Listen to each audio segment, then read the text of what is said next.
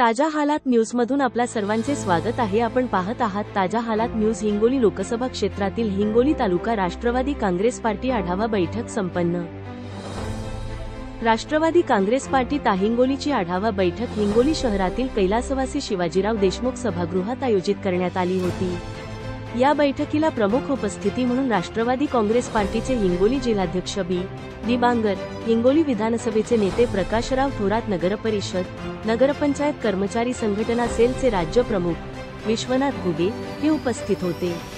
या बैठकीत कार्यकर्त्यांना आगामी जिल्हा परिषद, पंचायत समिती तसेच नगरपालिका निवडणुकी संदर्भात तसेच सदस्य नोंदणी जिल्हाभरात कशी जास्तीत जास्त करता येईल व गाव तिथे शाखा, घर तिथे राष्ट्रवादीचा कार्यकर्ता तयार करण्यासाठी सूचना दिल्या।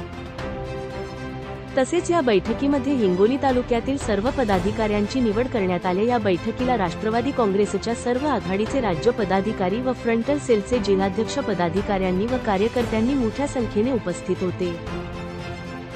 यामध्ये हिंगोली तालुकाध्यक्ष रवी डोरले, शहराध्यक्ष केशव दुबे, राष्ट्रवादीचे युवक प्रदेश सचिव सुजय देशमुख, दुलेख पठाण, युवक शहराध्यक्ष हिंगोली स्वप्नील इंगळे, सूरज वडकुते, महेश थोरात, तेजस पवार, शेख हनीफ, जुनेद पठाण, विशाल काळे, आजमत सय्यद, सुभाष जावळे, रमेश जावळे, दिनकर लोणकर, अतिक शेख, अफरोज शेख, इमरान सय्यद, सुभाष झाडे, समाधान थोरात, बंडू गायवळ, दासराव थोरात, अमोल तारे, सदाशिव थोरात, बालाजी टोंपे, सचिन मस्के व इतर सर्व पदाधिकारी उपस्थित होते।